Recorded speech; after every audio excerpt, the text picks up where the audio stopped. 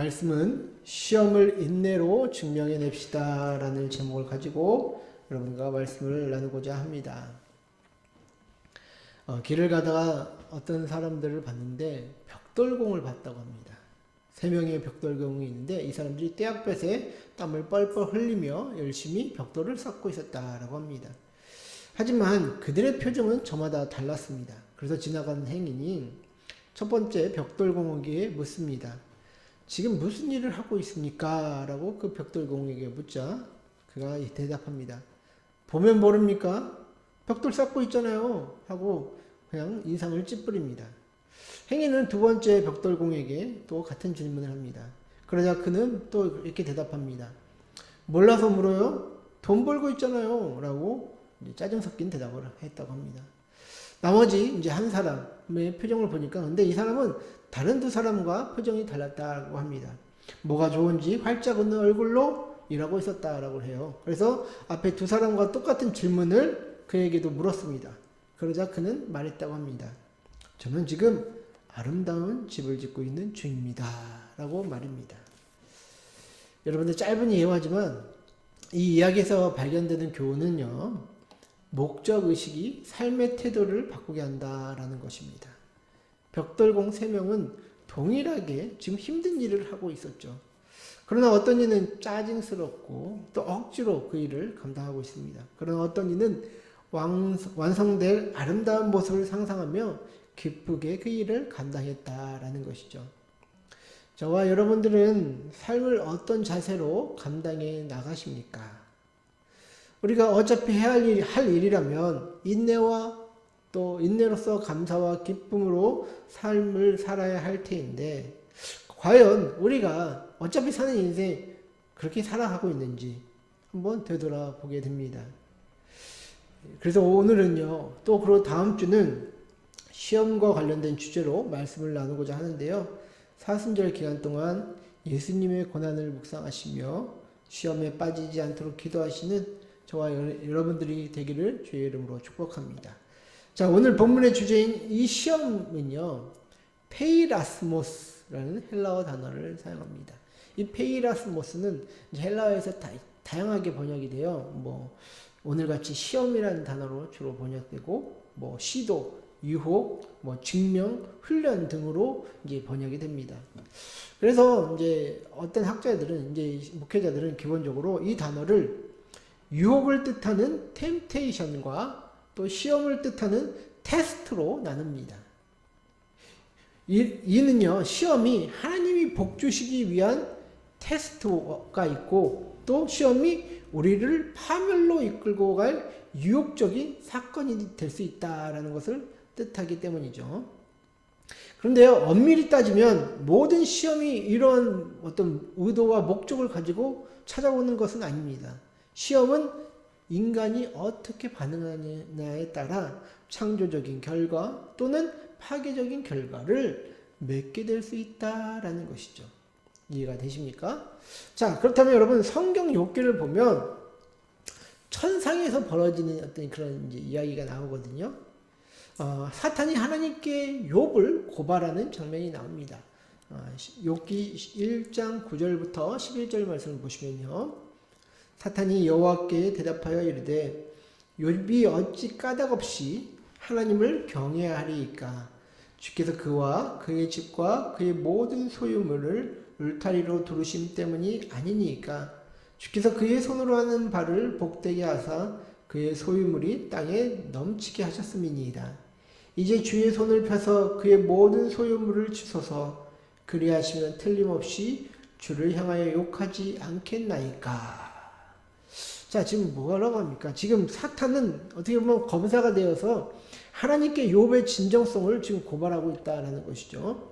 자, 욥의 신앙은요, 하나님이 그의 모든 것을 보호하고 계시기 때문에 욥이 하나님을 섬기는 것이다 라고 지금 이렇게 고발을 하고 있는 것입니다. 이 하나님은 사탄에게 그래 그럼 네가 한번 시험해봐 라고 해서 욥기의 그 모든 일들이 일어나잖아요. 그래야 이제 욥을 지켜주셨던 하나님의 그 울타리, 그 욥의 울타리는 하나씩 무너지는 것을 우리는 보게 됩니다. 물질의 울타리, 가정의 울타리, 건강의 울타리. 그리고 욥의 최후의 보루인 신앙의 울타리까지 무너져가는 것을 우리는 욥에서 볼 수 있었다라는 것이죠. 그럼에도 욥은 하나님 앞에서 자신의 진정성을 증명하려는 모습이 욥기에서 비춰지는 시험받는 자의 모습임을 보여줍니다. 저는 그래서 이러한 모습을 보며 생각하게 됩니다. 시험이란 마귀가 인간의 진정성을 깨뜨리려는 모든 공격이다라고 말입니다. 공중에 권세 잡은 그 마귀는 사람의 마음을 흔들죠. 특별히 성도의 마음을 흔듭니다. 그리고 하나님에 대한 믿음과 어떤 신뢰를 포기하도록 만드는 것이 마귀의 어떤 방법이죠. 연약한 인간은 자신의 울타리가 무너져 내릴 때 원망할 대상을 찾습니다. 그리고 하나님의 은혜와 보호하심의 의문을 제기하죠. 그런 식으로 마귀는 계속해서 인간을 불안하게 만들고 불신하게 만들므로써 하나님에 대한 사랑과 믿음을 놓치게 하려는 것이 바로 마귀가 주는 시험의 방향성임을 우리는 알 수가 있는 것이다 라는 것이죠. 그래서 예수님도 40일간 광야에서 금식을 하신 후에 마귀는 예수님을 시험하지 않았습니까? 예수님도 똑같이 사람처럼 시험을 받으셨다라는 것입니다. 그렇게 우리는 인생을 살아가면서 찾아오는 크고 작은 시험을 잘 감당할 수 있도록 지혜를 구하며 깨어서 기도해야 한다라는 것이죠. 그래서 요한계시록 12장 10절과 12절을 보시면요. 내가 또 들으니 하늘에 큰 음성이 있어 이르되 이제 우리 하나님의 구원과 능력과 나라와 또 그의 그리스도의 권세가 나타났으니 우리 형제들을 참소하던 자 곧 우리 하나님 앞에서 밤낮 참소하는 자가 쫓겨났고 또 우리 형제들이 어린 양의 피와 자기들이 증언하는 말씀으로써 그를 이겼으니 그들은 죽기까지 자기들의 생명을 아끼지 아니하였도다. 자, 예수의 어린 양의 피와 하나님의 말씀으로 죽기까지 싸우며 이겨냈던 것이 하나님 앞에서 자신의 진정성을 증명하는 싸움이었다라고 저는 평가를 하는 것입니다. 여러분들 지금 시대 어떻습니까? 종교는 종교일 뿐 천국과 지옥이 어디 있어 하는 그런 시대를 살고 있죠. 인간이 최고의 신처럼 여겨지는 이 시대를 우리가 살고 있는 것입니다. 이러한 영적으로 컴컴한 시대에 여러분들은 하나님에 대한 믿음과 그리고 그 믿음의 진정성을 지키며 살아가실 수 있으시겠습니까? 그래서 예수님이 우리에게 기도를 가르쳐 주셨을 때 이 기도를 가르쳐 주셨죠. 우리를 시험에 들게 하지 마옵시며 이렇게 우리에게 기도를 가르쳐 주셨습니다. 여기서의 시험은 파괴적인 결과를 내는 시험이기에 보호하심을 기도라는 가르침을 하나님께서 주신 것입니다. 제가 짧은 목회 경력이지만요. 사람들에게 파괴적인 결과를 가져오는 시험은 대부분 상처에서 시작되는 경우를 보게 됩니다. 교회 안에서 목사님이 설교 잘 못한다고 어떤 파괴적인 시험에 들거나 성도들이 그러지 않습니다. 오히려 목사님이 설교를 더 잘할 수 있도록 성도들이 돕는 것이 그게 교회의 모습인데요. 문제는 목사님의 어떤 이중적인 모습과 도덕적, 윤리적, 관계적 문제가 발생하면 그때 성도들이 상처를 받아서 파괴적인 어떤 그 결과를 생산해낸다라는 것이죠. 제가 아는 목사님만 해도 이제 부목사 시절에 이제 담임 목사님들한테 상처를 많이 받았다라고 말을 합니다.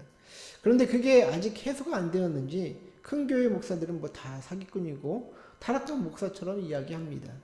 목사가 이런데 평신도들은 오죽하겠습니까?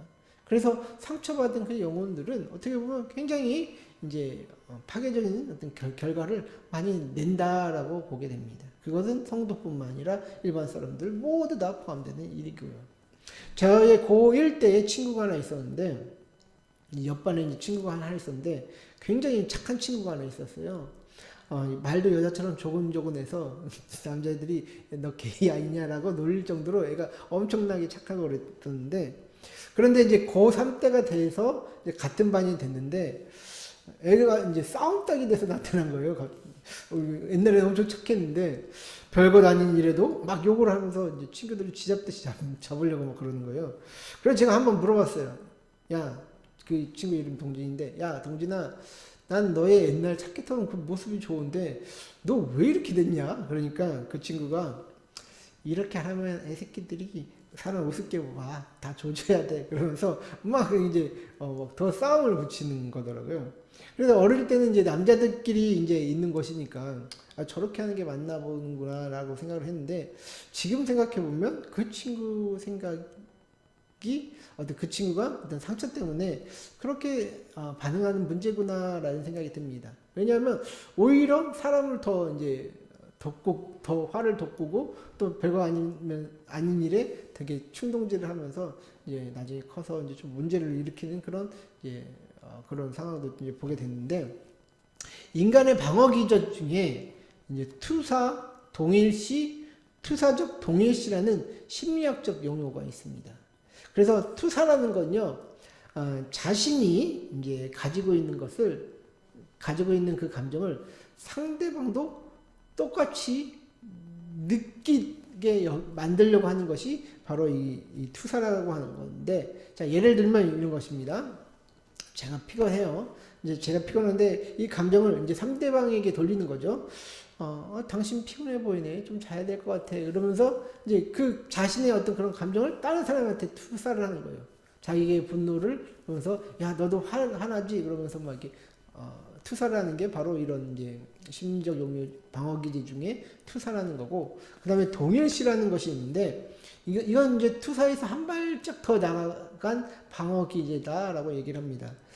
상대방을 나 자신과 동일시 여기는 그런 어떤 현상인데, 예를 들면 이런 것이죠. 이제 어린 시절 이제 뭐 부모님들 중에 이제 삶이 어려워서 공부를 못 하셨던 이제 분들이 나중에 이제 자녀를 낳고 이제 키우다 보면 이 아이를 자신과 같이 이제 동일시 여기는 것입니다. 그렇게 되면 뭐 억지로 더 공부를 시키기도 하고, 또 때로는 이제 뭐 아들만 있는 집에 딸이 있어요. 그러면 이제 만약에 자기가 자라면서 이제 남자들 이제 뭐 오빠들 때문에 공부를 못해서 이제 어려웠던 이제 그런 분들은 나중에 커서 딸만 또 편애하는 그런 모습 때문에 이제 가정에 이제 갈등이 생기는 그런 이제 일들도 종종 있거든요. 그렇게 이제 타인을 자신과 동일시하는 그런 방어 기제를 바로 동일시다라고 얘기를 합니다. 그리고 마지막으로 투사적 동일시라는 말이 있어요. 투사적 동일시. 자, 이거는 자신이 가지고 있는 이 위험한 속성을 다른 사람에게서 끌어낸 다음에 그를 조종함으로써 자신의 충동을 조절하는 것이다 라고 얘기를 하더라고요. 예를 들면 이런 것이죠. 아버지가 이제 회사에서 마음이 불편한 상태로 이제 집으로 돌아와요. 그런데 이제 자식이 공부는 안 하고 이제 텔레비전을 보고 있으면 야, 너 공부 좀 해 하고 이제 화를 낼 수도 있지 않겠습니까? 그러면 자녀들은 좀만 이따 할게요. 이따 할게요. 뭐 그런 식으로 반응할 거 아니에요. 그러면 이제 오히려 그거 가지고 아버지가 화를 더 내는 거예요. 이게 평소라면 그래 그것까지만 보고 해라 뭐 들어가라 뭐 이렇게 얘기할 수 있는데 오히려 화를 더 내고 돋구면서 이게 어디서 이렇게 싸가지 없이 얘기를 해. 아버지가 한번 얘기하면 들어야지 하면서 이렇게 얘기를 하는 거예요. 그러면 또 자식들은 어떻게 합니까? 아니 이거만 하고 한다고요. 그러면 또 이렇게 화를 내잖아요. 그러면 또 아버지는 또 그거를 더 돋구는 거예요. 화를. 그러면서 자신이 어떤 그 불편했던 감정을 그 분노로 다 풀어낸다라는 것이죠. 그것이 더 화를 돋구면서 자신의 어떤 그런 이제 마음에 가졌던 어떤 상처와 어떤 이제 불편한 감정을 그렇게 이제 해소하는 것을 어떤 이제 투사적 동일시다라고 이제 이야기를 한다라고 합니다. 어떻게 보면 이게 가장 악질적인 모습일 수도 있다라는 것이죠. 그런데요, 이런 모습들이 믿음 안에서 산다고 하는 우리들에게도 있을 수 있다라는 것입니다. 왜냐하면 여러분 인생이라는 게 참 힘들잖아요. 자기가 상처받지 않으려면 나도 모르게 방어 기제가 작동하고, 그러면 그 원인을 외부 탓으로 돌리는 게 우리 아니겠습니까? 그렇기 때문에 우리는 삶에서 정당성의 함정에 쉽게 빠지곤 합니다. 뭐 저 사람 때문에, 뭐 저 일 때문에, 뭐 국가 시스템 때문에 그렇다고 원망거리를 찾기 일쑤죠. 결국 악은 전염성과 파괴성을 가지고 우리 삶의 시험에 성도로서의 증명이 아닌 파괴적인 결과를 내는 것이 바로 우리의 일상이다. 우리의 문제다라는 것입니다. 자, 그렇다면 우리는 이렇게 파괴적인 시험에 빠지지 않으려면 어떻게 해야 할까요? 그것은 오늘 말씀 4절에 나와 있죠. 인내를 온전히 이루라. 이는 너희로 온전하고 구비하여 조금도 부족함이 없게 하려 함이라. 자, 인내를 온전히 이루라 라고 말하고 있습니다. 인내를 통해서 저와 여러분들이 만들어져 가는 것이기 때문이죠. 근데요, 여러분, 오늘날은 모든 것을 좀 이제 기술이 너무 발달해서 그런지 좀 쉽게 얻으려는 경향이 있는 것 같습니다. 특히 이제 AI가 발명되면서 이제 막 이렇게 산업 혁신이 일어나는 동시에 또 이제 문제가 이제 생기는 것 같아요. 그건 뭐냐? 대학교에서 이제 레포트를 이제 학생들이 이제 AI로 작성하고 이것을 이제 제출할 거 아닙니까? 그러면 교수들과 조교들이 이 AI로 작업한 레포트를 걸러내는 게 이제 일이 되었다라고 합니다. 그만큼 오늘날 세대에서 인내를 말하는 것은 또 쉬운 일이 아니다라는 것이죠. 왜? 너무 편리해졌기 때문에 어떤 인내와 어떤 그런 것을 통해서 그것을 극복해 나가려는 어떤 그런 상황, 일들이, 케이스들이 점점점 줄어든다라는 것이죠. 그러나 여러분들, 저와 여러분들은 알지 않습니까? 고통을 견디면 인내가 되고 인내가 견디면 실력이 된다라는 것을요. 그렇기 때문에 우리는 그냥 참아내자라는 것이 아니라 하나님을 생각하며 인내할 때 원망이 감사로, 불평이 만족으로, 교만이 겸손으로 바뀌는 그런 인내를 해야 한다라는 것입니다. 그래서 베드로 사도도 베드로전서 2장 19절과 20절에 이렇게 얘기했습니다. 부당하게 고난을 받아도 하나님을 생각함으로 슬픔을 참으면 이는 아름다우나 죄가 있어 매를 맞고 참으면 무슨 칭찬이 있으리요. 그러나 선을 행함으로 고난을 받고 참으면 이는 하나님 앞에 아름다우니라. 자, 이처럼 우리는 하나님 앞에 아름다운 인내를 해야 한다라는 것입니다. 그러나 인간은 아름다운 인내가 아닌 자기 방어적 태도를 취하기 바쁘다는 게 오늘의 쟁점이 아닐까 싶은데요. 그렇게 하나님은 우리 삶의 시험 속에서 회개와 감사를 통해 마음의 생각과 뜻이 변화되기를 원합니다. 그렇기 때문에 인내할 수 있는 상황에 우리를 몰아넣으신다라는 것이죠. 제가 여러분들에게도 한번 말씀을 드렸죠. 예전에 목수 일을 할 때 목수 반장 따라다니면서 굉장히 힘들었었다고요.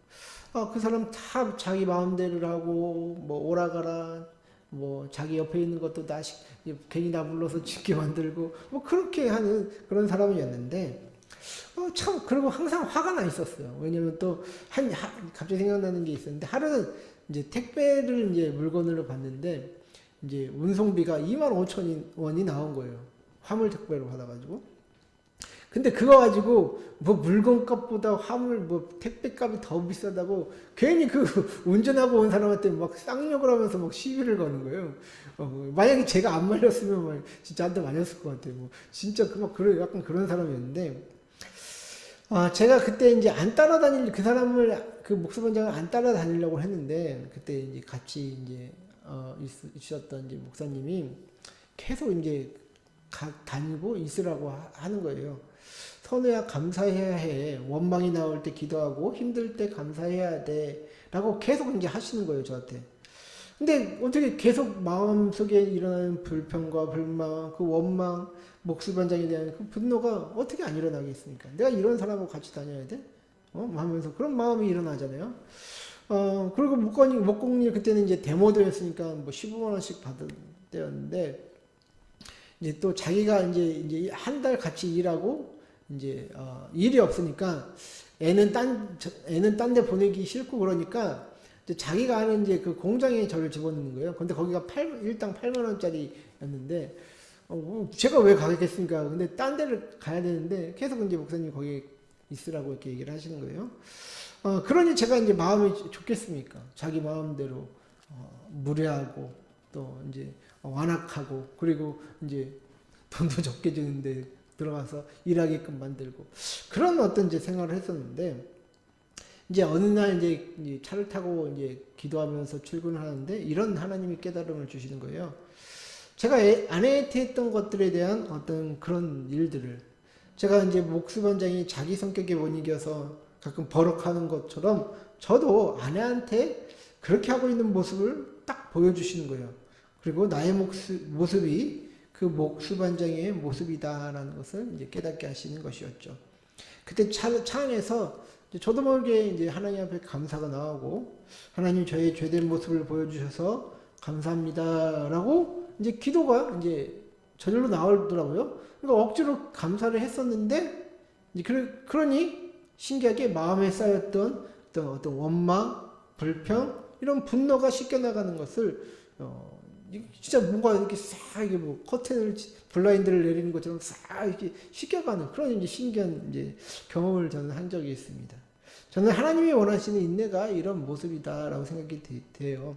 그냥 시간 때우면서 거칠애로 억지로 찾는 것이 아니라 인내 속에서 감사를 이루고 죄된 모습을 깨달아 회개에 이르는 그런 인내를 원하신다라는 것이죠. 그것이 바로 우리 인생에 여러 가지 시험이 찾아올 때 믿음의 증명을 할 수 있는 방법이 아닐까 싶습니다. 마흔에 읽는 우화라는 책이 실린 한 이야기가 있는데요. 한 정령이 이제 아이에게 이제 색실이 이제 감겨 있는 그 공을 이렇게 건네줬다라고 합니다. 그러면서 이렇게 얘기를 해요. 이건 내 인생의 실이야. 실을 만지지 않으면 시간은 정상적으로 지나갈 거야. 그런데 만약 시간을 좀 더 빨리 가기를 원한다면 이 실을 조금씩 당기면 돼. 그러면 1시간이 1초처럼 지나갈 거야.